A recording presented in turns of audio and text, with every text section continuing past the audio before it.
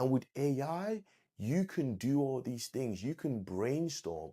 You can do research a lot faster. You can build frameworks that allows you to go from point A to point B.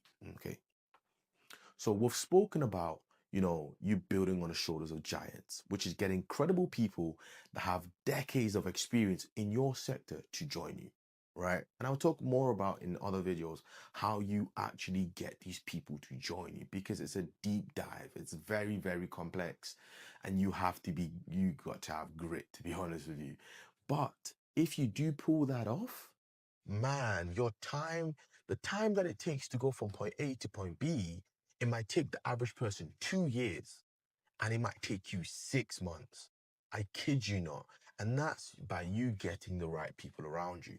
Remember, the next thing is big, bankable ideas because that's the way you can attract the right talent. And that's the way you can also attract the right money. So remember this. If you have someone in your circle or your network that fits their experience that you need, it's super easy for you to even attract money, whether it's from a bank or an investor. Because majority of the time, when a startup goes to actually raise money, and the reason why they fail is because the investor or the bank or the institution that's lending the money, they say, oh, well, this is a phenomenal idea, but they lack their experience. And what they're saying in complex English, right, is we're not too sure if you can execute this. We're not too sure if you're the right person. They'll tell you, well, you don't have founder problem fit or founder idea fit and all that rubbish. At the end of the day is you don't have enough experience that gives us confidence to give you this money that we're going to make our return. So when you have an idea, getting experience is almost more important than having money. So you have to build on the shoulders of giants and have big bankable ideas to be able to attract these giants to join you. But if you have an idea, you have to be willing to work your ass off. Because remember, even though these people they have experience and they're joining you, doesn't mean they're going to do the work.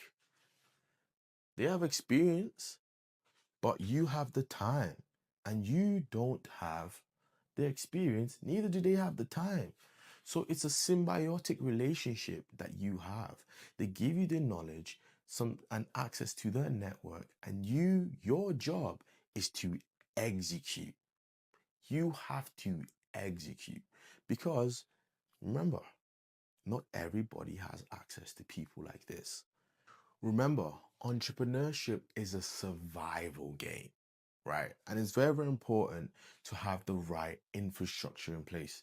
You must be able to manage your emotions. You must be able to manage your time, manage your resources, protect your energy, be able to assemble and attract the right people to join your team.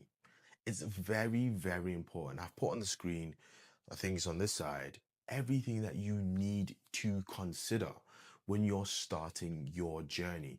Simply because if you do not have the right infrastructure in place, when something doesn't go your way, it can completely throw you off.